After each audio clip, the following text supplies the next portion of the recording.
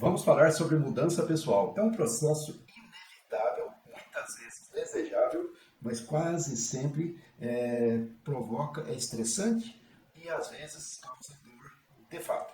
Então, mudança pessoal. Agora, por que nós temos que mudar? Dizia o Heráclito o Obscuro, um pré-socrático, filósofo pré-socrático. Ele dizia o seguinte, que o homem não passa duas vezes no mesmo rio, né? Há sempre um novo homem e um novo rio. O rio é a vida, tá certo? E o homem é a pessoa. Então você está mudando permanentemente e o mundo está mudando permanentemente. Você muda permanentemente no físico, você muda permanentemente na idade, você muda permanentemente na situação, nas possibilidades da vida para você. Em função da sua situação, você sendo mais novo é uma coisa, sendo mais velho é outra, e assim vai.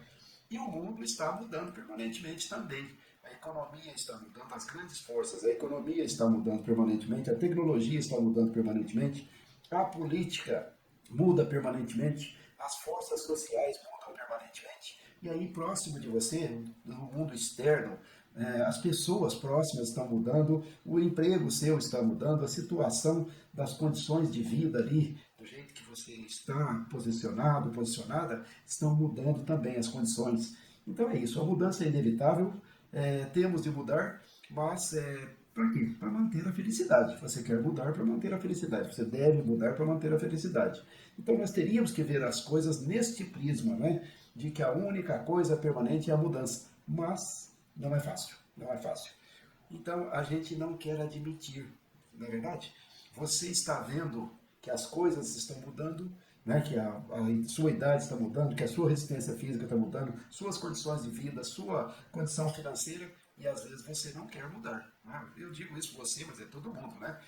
O mundo também está mudando, as pessoas próximas e tudo isso, mas a gente não quer admitir, frequentemente a gente não quer admitir. Ou admite na cabeça, mas não admite no coração, tá certo? Você finge que não vê. Então, essa mudança que aí imporia as mudanças pessoais é um evento complexo e não há fórmulas mágicas, não há receita de bolo. Né? Eu não sei como fazer a mudança, não sei como acontece. Não. Temos algumas ideias, mas o ser humano é uma multiplicidade imensa. Então há processos individuais, jeitos próprios e assim. Alguns mudam de um jeito, outros mudam de outro jeito, não há fórmulas. Então é isso. Um evento sem fórmulas mágicas não há receita. Entretanto, nós podemos trabalhar com alguns modelinhos só para nos orientarmos melhor. Há um modelo que diz respeito principalmente àquelas mudanças voluntárias e um modelo que diz respeito às mudanças involuntárias. Vamos começar falando desse modelo que diz respeito às mudanças involuntárias. É um modelo desenvolvido pela Elizabeth Kubler-Ross, né? Não sei se a pronúncia é exatamente essa. Ela trabalhou muito com a história da morte, porque a morte é uma mudança totalmente involuntária, né? Eu pretenderia nunca passar por essa experiência terrível, mas vou ser obrigado a passar, né? E a morte de outros, e assim por diante, para pessoas queridas.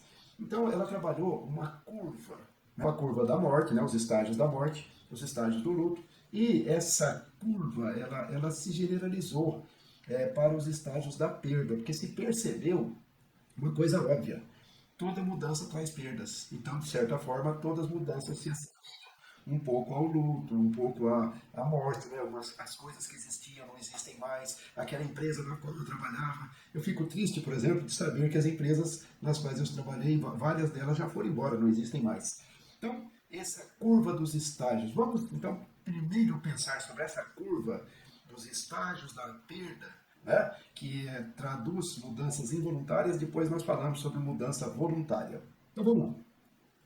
Então, Elizabeth Kubler-Ross, ela diz o seguinte: nas mudanças significativas, nas perdas significativas, como a morte, né, fenômeno sobre o qual ela trabalhou bastante, nós vamos analisar aqui uma curva que se estende ao longo do tempo e que vai dizer a respeito dos nossos sentimentos, ou seja, da nossa moral e da nossa capacidade de lidar com as coisas, da nossa moral, né, o que eu estou sentindo, sentimentos, o conjunto de sentimentos e a competência para lidar com as coisas. Então, o primeiro momento é o momento do choque, né, o trauma, uma coisa traumática, acontece algum evento chocante.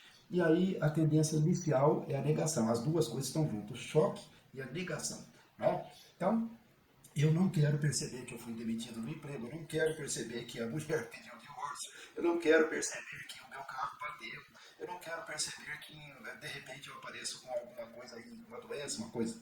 Então, há o choque, né, o impacto, e aí vem a negação. A tendência de negação é uma tendência natural, viu? É um processo freudiano, né?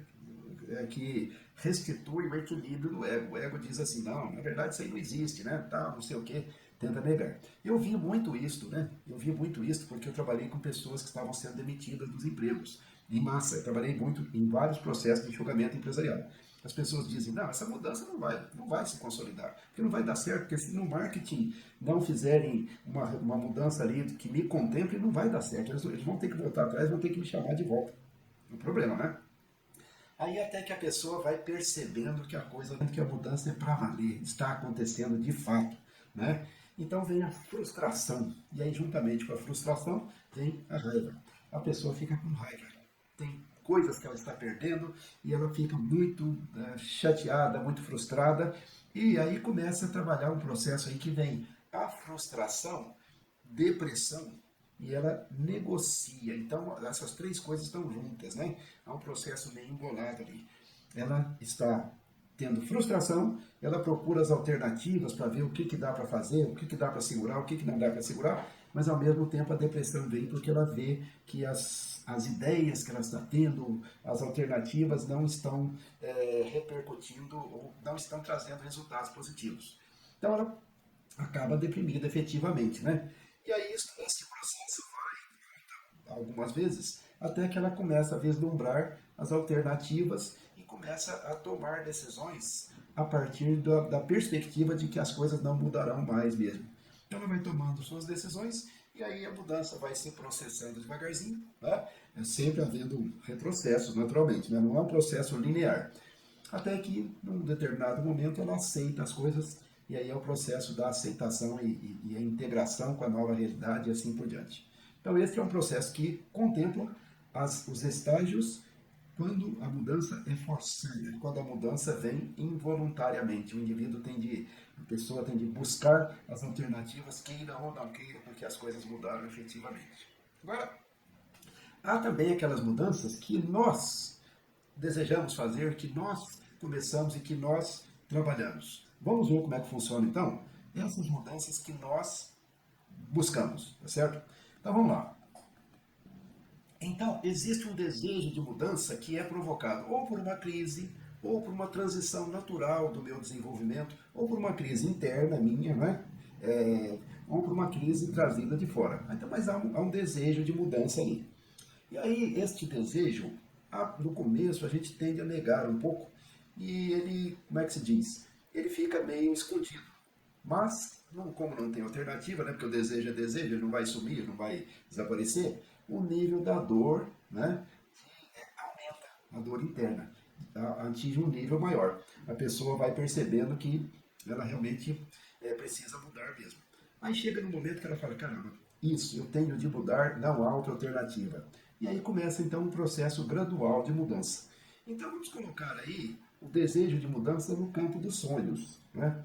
Seja porque eu estou sentindo mal-estar, seja porque eu quero mais coisas, seja porque há uma diferença entre aquilo que eu obtenho da vida e aquilo que eu gostaria de obter. Então, sonhos, eu tenho sonhos. Daí eu venho fazendo planos de mudança. Né? Esses planos de mudança sempre eles são acompanhados do medo, porque a mudança, eu desejo a mudança, mas ao mesmo tempo eu tenho medo dos resultados que ela vai trazer, tá certo?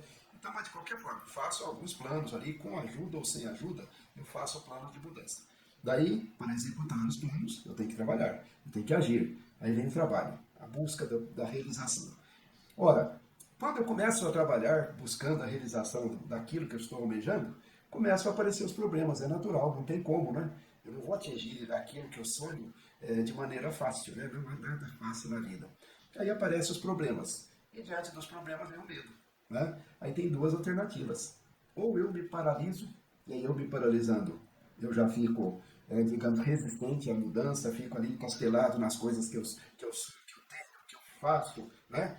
Achando que, que aquilo é a melhor opção, porque eu estou com medo de ir para outra alternativa, ou em vez de ter o medo, eu volto, até admito o medo, mas eu volto para o trabalho. Eu vou buscar vencer esses desafios, né?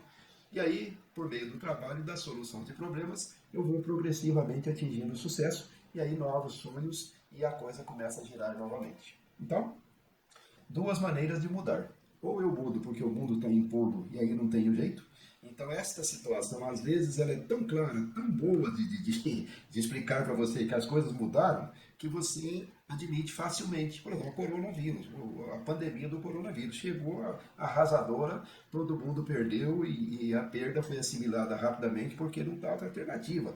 E aí a motivação fundamental também, que joga para a sobrevivência, diante da possibilidade de morrer, né? Então, umas perdas a mais aí ou a menos, ninguém está ligando tanto assim. Então depende da situação, as mudanças sejam impostas, sejam aquelas que você empreende, elas dependem da situação, dependem do indivíduo e dependem do que eles estão almejando efetivamente, né? Mas sempre é um processo de experimentação e mudança, etc, etc. Então, na verdade, é o seguinte, quem não muda já morreu, tá certo? Quem não muda já morreu e só se esqueceu de ficar deitado de barriga para cima. Então, quer dizer, mudança faz parte da vida. Então, a ideia é assimilar essa perspectiva de que a vida é uma mudança constante e a gente assimilar que as mudanças que o mundo traz, nós devemos lidar com elas da maneira melhor possível. E devemos pensar também que aquelas mudanças que nós iniciamos devem ser administradas para que nós cheguemos àquilo que nós efetivamente almejamos, que é uma vida mais produtiva e uma vida mais feliz. Quando você percebe que mudar não tem jeito mesmo, percebe no coração, não é só perceber na cabeça, não. Perceber na cabeça qualquer um percebe. Quando você percebe que não tem outra alternativa e que mudança vai trazer perdas, não tem jeito, aí você então começa a gerenciar de modo mais adequado a mudança. Então é isso que eu desejo para você. Boas mudanças, mudanças bem gerenciadas para uma vida mais produtiva e mais feliz.